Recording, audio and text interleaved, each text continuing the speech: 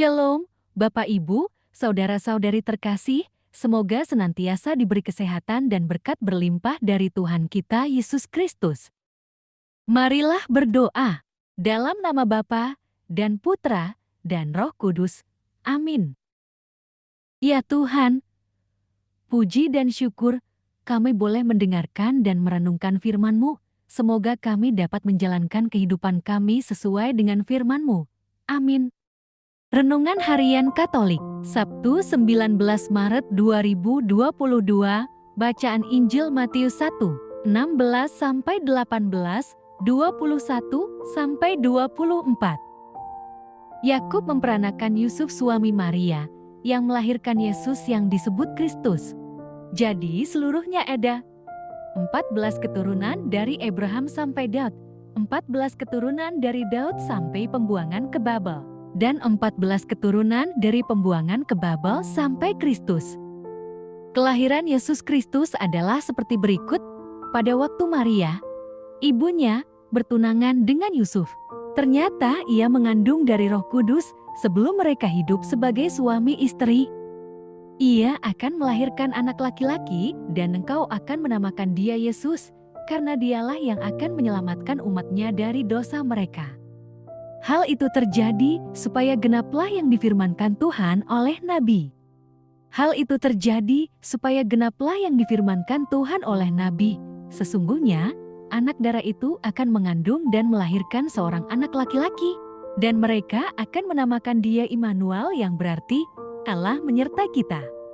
Sesudah bangun dari tidurnya, Yusuf berbuat seperti yang diperintahkan malaikat Tuhan itu kepadanya. Ia mengambil Maria sebagai istrinya. Demikianlah Injil Tuhan, terpujilah Kristus. Renungan Injil, doa dan pertimbangan dalam keluarga. Yusuf yang saat itu masih bertunangan dengan Maria, nyaris menceraikannya. Untuk menjaga martabat dan kehormatan Maria, ia berniat melakukannya secara diam-diam. Alasannya pun sangat serius. Maria mengandung anak yang bukan dari benihnya. Menurut adat istiadat Israel, istri yang berzina boleh diceraikan dengan diberi surat cerai. Namun, Yusuf tidak melakukannya.